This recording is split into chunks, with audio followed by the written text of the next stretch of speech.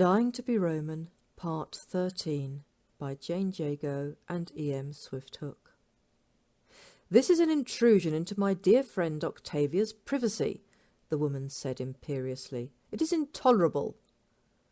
Di lifted his head to see her eyes flash with anger, and felt the sudden insignificance of being a mere non-citizen provincial Briton in the presence of over 100 generations of pure Roman patrician breeding. I apologise, Domina," he said quickly, eyes downcast. "I should think so, and if you wish to keep your job, you'll be certain that this does not make it into any official report, or unofficial one. If a single word gets out, I promise you that I will ensure you have no job and no licence to live in Londinium ever again, either. Do you understand?" Di felt his throat dry up.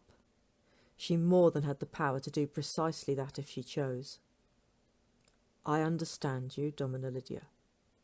There was a slight flush of colour then in her face, and for a moment Di wondered at it. Then he realised that she had not thought he recognised her.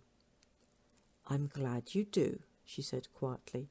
"You can leave now. I will look after poor Octavia. But remember what I said." Di bowed again and moved towards the front door as Octavia detached herself from Bryn and was scooped up into the arms of Domina Lydia, who made soothing noises and stroked her hair, whilst glaring over her head with cold command at Di and Bryn. They left the apartment block in stunned silence, and it was only once they were walking back to their vehicle Bryn broke it. "You handled that well, Bard. Your poet's charm worked a treat." Di shook his head. "I'm out of practice is all." Bryn stopped by a street stall. 2 portions of garum and chips, not wrapped. They stood waiting as the chips were thrust into paper cones and the pungent sauce poured all over them. Bryn paid with his wrist phone and they continued walking, eating the chips as they went. "Did you notice something odd?" "I noticed a lot, like the way you buried your head in her tits, for example." "More like she did the burying bit."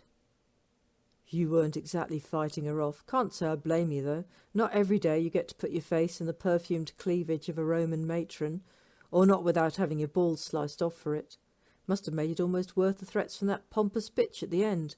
Like we give a cracked cack whether some Roman lives in the lap of luxury or not." "It wasn't that," Di said quietly. Bryn looked at him. "Oh? No. She was just terrified we'd seen her there. She didn't ask what had happened to Rufus or even who we were, which means she must have known us.